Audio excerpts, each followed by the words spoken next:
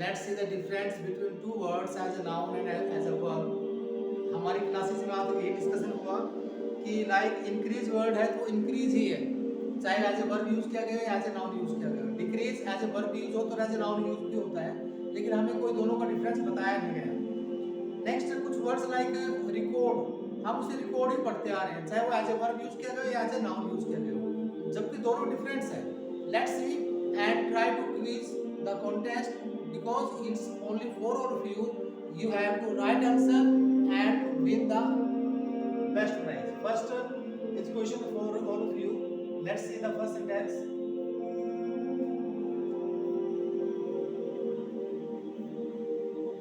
So first question is here, place this on the table.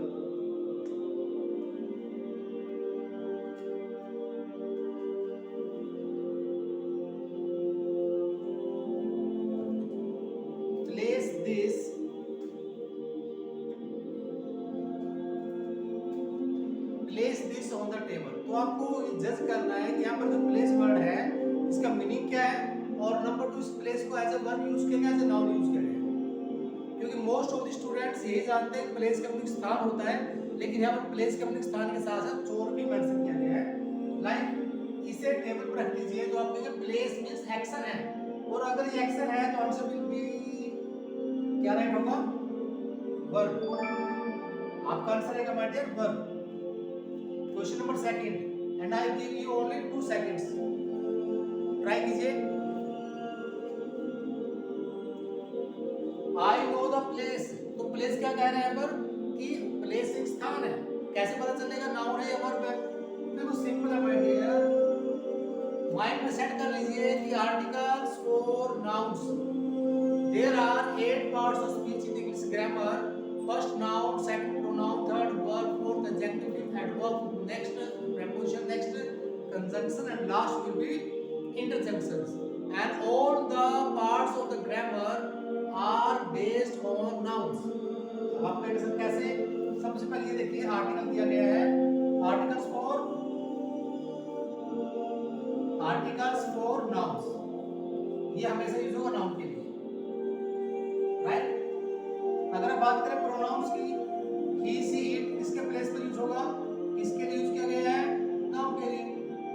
Verb is M R या कोई भी verb हमेशा किसके बेस पर यूज होती है, सब्जेक्ट के बेसिस पर, और सब्जेक्ट क्या होता है, या तो नाउन या फिर प्रोनाउन।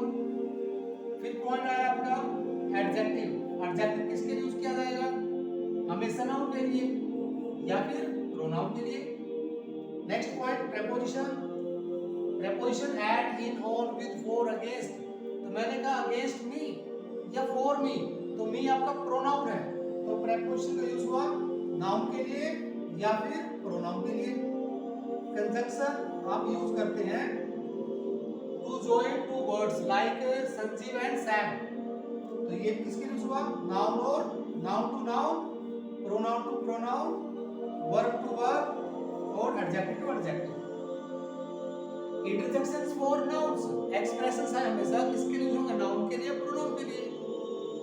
और लास्ट वर्ड अपने पास बचता है वर्ब। एक ये वर्ड ये कहता है कि मेरा कभी भी रिलेशन नहीं होगा नाउन से, बाकी सब का रिलेशन होगा, लेकिन एडवर्ब का कभी भी नाउन से कोई रिलेशन नहीं रहेगा।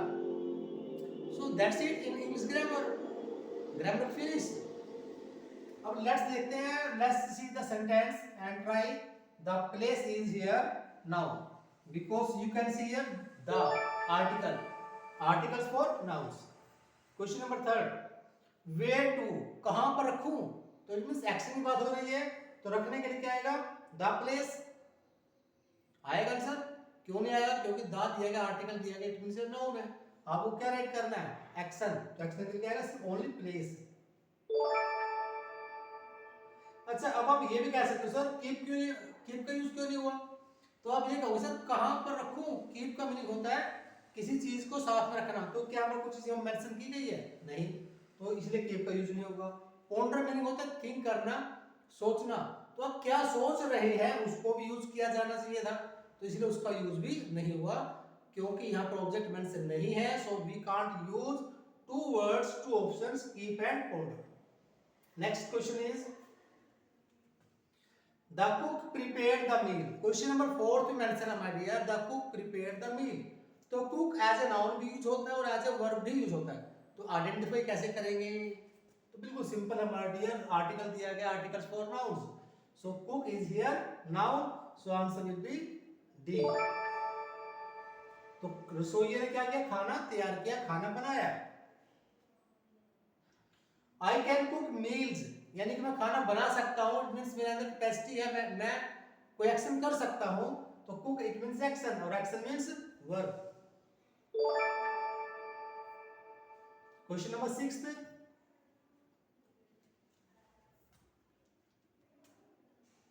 Mandeep runs fast. तो आप कहेंगे मनदीप रन करता है, तो रन मींस एक्शन है और एक्शन है तो रन मींस वर्ब. तो answer will B right option number A.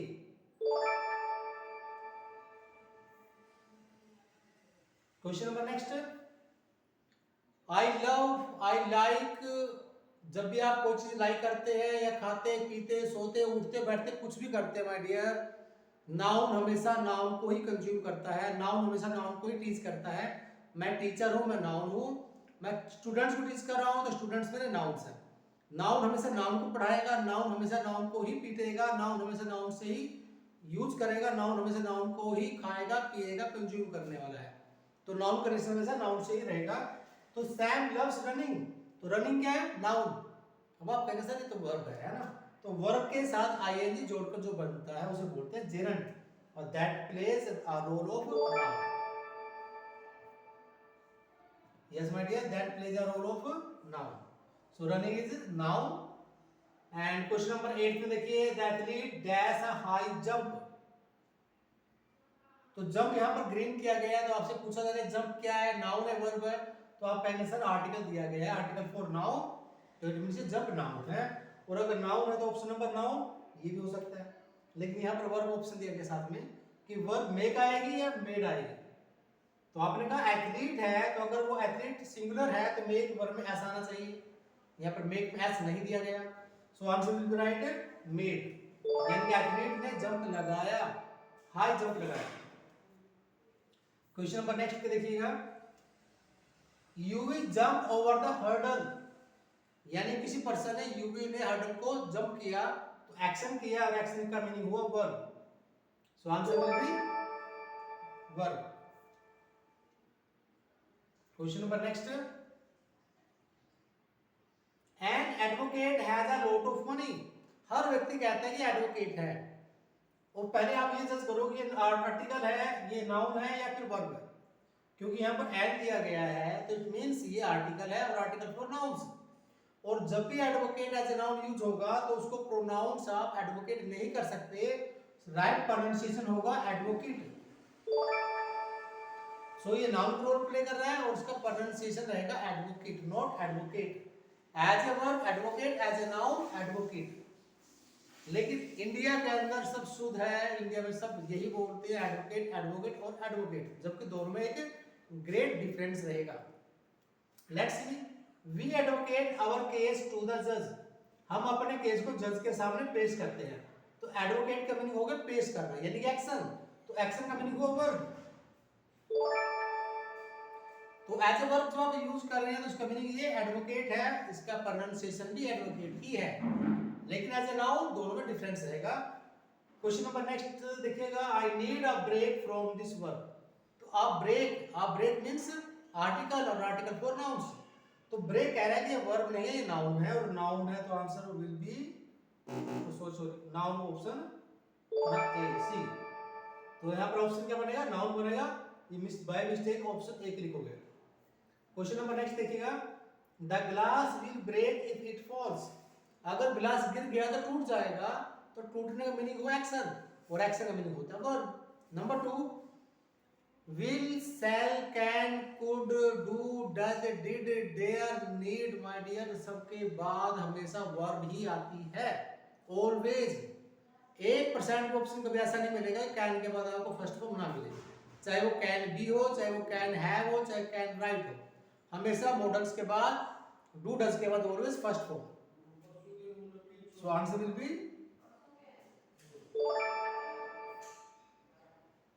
The team needs your help. Number point याद करें। नेक्स्ट क्वेश्चन नंबर 14 में दिया गया है योर हेल्प। तो मैंने कहा your pen, your brother, your sister, your country, your money, your bike. तो इन सब के बाद आपने क्या यूज किया? चीज, नाउन। तो इसका मीनिंग ये हुआ योर, माई, हिज के बाद हमेशा नाउन आएगा। तो ये हेल्प जो देखने में वर्ब है लेकिन ग्रामेटिकली वो नाउन है। तो अगर ये नाउन है तो हमारा ऑप्शन बनेगा D. Question number next, it is your time to play, यानी खेलने की बारी तुम्हारी है। तो मैंने आपसे पूछा ये टर्म जो ग्रीन कलर में है ये नाउन है या वर्ब है? गेस कीजिए। तो आप क्या कहने वाले माय डियर? सर आपने अभी बताया योर, माई, हिज, हर के बाद ऑलवेज नाउन आएगा। तो योर टर्म मींस नाउन। तो इसके साथ ही कंसेप्ट क्लियर हुआ। आगे नेक्स्ट वीडियो में कुछ और क्वेश्चंस लेकर आएंगे जो आपके एसएससी, बैंकिंग, हर एग्जाम के अंदर ये क्वेश्चन पूछे जाने वाले हैं। बिल्कुल बेसिक से रिलेट करके समझाया जाएगा। कोई ये नहीं होगा कोई लेंथी क्वेश्चन होंगे। हाँ, बिल्कुल बेसिक टू लेंथी क्वेश्चन हम डिस्कस करने वाले हैं, चाहे वो एसओ का एग्जाम हो या बैंकिंग, एसएससी या फिर अदर एग्जाम हो। यहाँ तक कि आपका हरियाणा एसएससी का एग्जाम होगा उससे के अंदर भी यही क्वेश्चन पूछे जाएंगे। चलो last question. You are winner in this contest and keep watching the video and don't forget to share and subscribe.